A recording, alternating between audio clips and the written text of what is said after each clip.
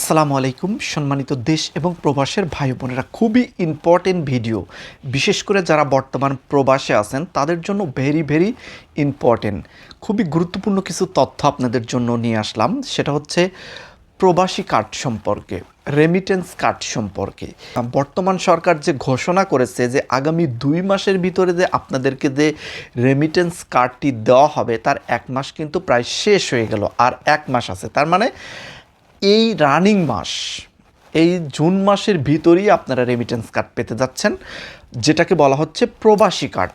এখন এই প্রবাসী কার্ড নিয়ে কিন্তু নানা রকম কথা হচ্ছে। দেখুন, কিছুদিন আগে একটি বিষয় কিন্তু ভাইরাল হয়েছিল, সেটা হচ্ছে 7.5% প্রবাসীদের রেমিটেন্সের উপরে ভ্যাট কাটা হবে, এরকম একটা খবর কিন্তু সারা পৃথিবীর আনাচে কানাচে যেখানেই বাংলাদেশি প্রবাসীরা আছে প্রায় কিন্তু সবাই আতঙ্কিত হয়ে পড়েছিল। যদিও খবরটি টাটকা মিথ্যা, মানে মিথ্যারও তো একটা লিমিট থাকে, সেটা হলো টাটকা মিথ্যা।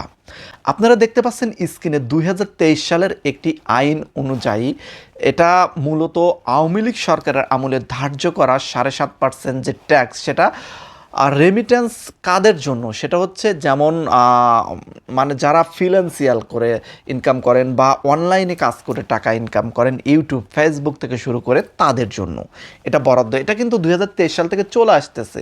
আপনি যারা ইউটিউবে কাজ করতেছেন, যারা ফেসবুকে কাজ করতেছেন, তারা কিন্তু আপনারা জানেন যে রেমিটেন্সটা বা যে আর্নটা আপনার হয়, যে টাকাটা আপনার আসে, যদি $500 আসে মাসে, সেখান থেকে কিন্তু আপনার মিনিমাম $30 থেকে $40 কিন্তু কেটে নিচ্ছে। সেটা কিন্তু শুধু বাংলাদেশ সরকার কেটে নিচ্ছে না, এখানে বাংলাদেশ সরকার কিছু ট্যাক্স আছে, তারপরে ডলার থেকে টাকায় কনভার্ট হয়ে আপনার যে অ্যাকাউন্টে ঢুকে যাচ্ছে সেখানে কিছু কাটিং আছে, এবং আমেরিকা এক্সট্রা কিছু চার্জ আছে। আমেরিকা থেকে যে ইনকামটা হবে, মানে আমার এই ভিডিওটা আমেরিকা থেকে যারা দেখতেছেন, আমার যদি কোনো ইনকাম আসে সেটা কিন্তু অবশ্যই আমেরিকার একটা এক্সট্রা ট্যাক্স আছে, সেখান থেকে তারা কেটে নেবে। তো এই সব মিলে কিন্তু দেখা যাচ্ছে যদি $500 আসে, সেখান থেকে $30 থেকে $40 কিন্তু অলরেডি কেটে নেওয়া হবে, বা তার একটু কম বেশি হতে পারে। এটা কিন্তু আগের থেকেই, কিন্তু অযথা এই বিষয়টি ভাইরাল করে দিয়ে প্রবাসীদের কিন্তু একটা বড় রকমের হেনস্থার ভিতর ফেলে দিয়েছিল। অনেক প্রবাসী তো বিশ্বাস করা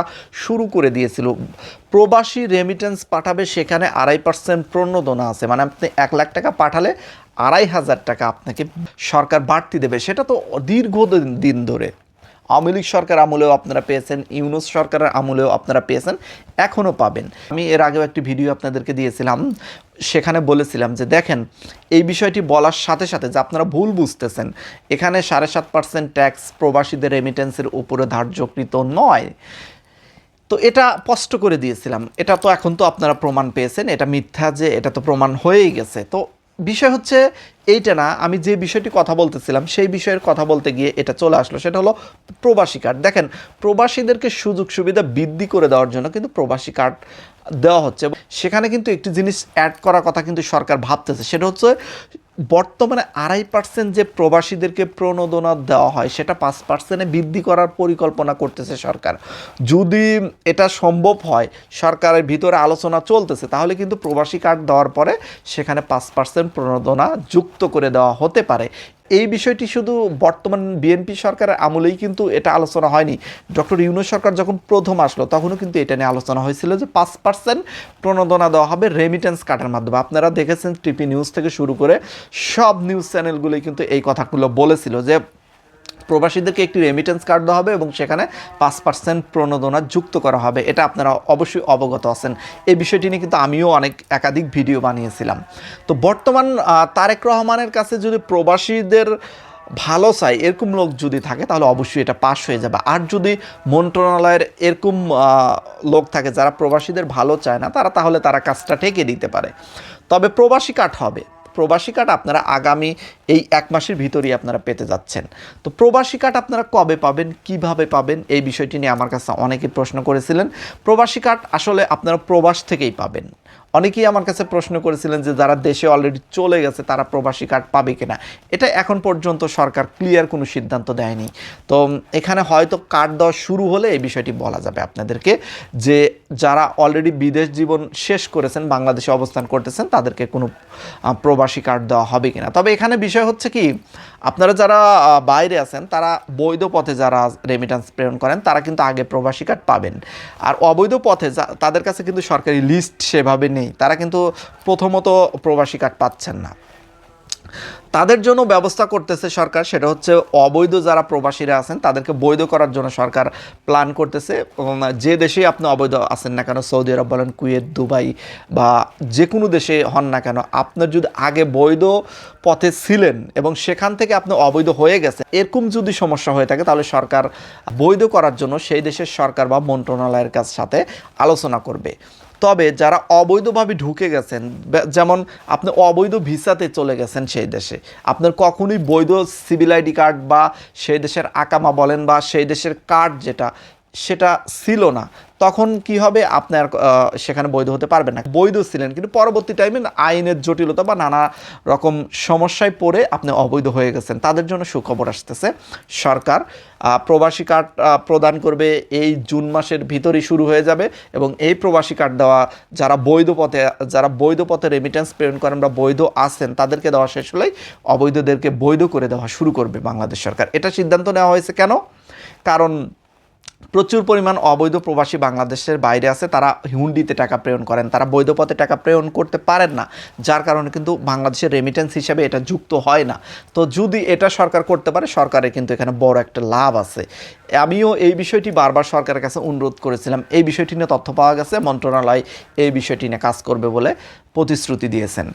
এছাড়া আরও কিছু বিষয়ের কথা মন্ত্রণালয় থেকে তথ্য পাওয়া গেছে, সেটা হলো প্রবাসী কার্ডে প্রবাসীদের ফ্যামিলিগত যে মানে নিরাপত্তা, ফ্যামিলিগত যে কিছু সুযোগ সুবিধা বৃদ্ধি করা হবে। সেটা হলো যে প্রবাসীদের বাচ্চারা যদি স্কুলে পড়তে চায় সেখানে একটা এক্সট্রা ফ্যাসিলিটি পাবে, ধরেন বিনা বেতনে অথবা এক্সট্রা কিছু ফ্যাসিলিটি। এটা কি দেওয়া হবে এটা এখন পর্যন্ত বিস্তারিত কাগজে কলমে আসেনি, সেটা প্রবাসী কার্ড হয়তো দেওয়া শুরু করলে সেখানে লিস্ট আকারে চলে আসবে, আমি আপনাদের মাঝে তখন বলবো। হসপিটালে গেলে তাদেরকে অগ্রাধিকারমূলক কিছু সুযোগ সুবিধা আছে। প্রবাসীরা যেমন এয়ারপোর্টে যে হয়রানিমূলক যে ঘটনাগুলো ঘটে এগুলোর থেকে মুক্তি পাওয়ার জন্য কিছু সুযোগ সুবিধা বৃদ্ধি করার প্ল্যান করতেছে। এক কথায় সরকার পজিটিভলি যেটা করা সম্ভব সেটা আগে যুক্ত করতেছে। তবে এখানে আমি অনুরোধ করেছিলাম খুবই প্রবাসীদের জন্য গুরুত্বপূর্ণ, বিশেষ করে যারা নতুন বিদেশে আসতেছেন অথবা বিদেশ জীবন শেষ করে প্রবাসে থেকে দেশে যাচ্ছেন, তাদের জন্য ঋণ বিনা সুদে যেন প্রবাসীদেরকে কিছু ঋণ দেওয়া হয়, বিনা সুদে অথবা খুবই অল্প সুদে। প্রবাসী কল্যাণ ব্যাংক থেকে যেভাবে ঋণ প্রদান করা হয় তাতে সাধারণ যারা প্রবাসী বা যাদের প্রয়োজন ঋণ তারা কিন্তু পায় না, মানে তাদের শর্ত তাদের সাথে ঘুরতে ঘুরতে সেখানে দেখা যাচ্ছে যে পূরণ করতে পারে না, তারা কিন্তু ঋণ পায় না। যার কারণে এই যে প্রবাসীদের জন্য যে প্রবাসী কল্যাণ ব্যাংক চালু করা হয়েছে সেটা কিন্তু তেমন কাজ করতেছে না। সরকারকে অনুরোধ করব এই বিষয়ে দৃষ্টি দিতে, প্রবাসী কার্ডের মাধ্যমে যেন এই সুযোগ সুবিধাগুলো প্রবাসীরা ভোগ করতে পারে এবং বৈধ ভিসাধারী যারা বিদেশে আসবেন, বৈধ ভিসা আছে, তাদেরকে সর্বোচ্চ আপনারা 10 লাখ টাকা পর্যন্ত লোন দিতেই পারেন।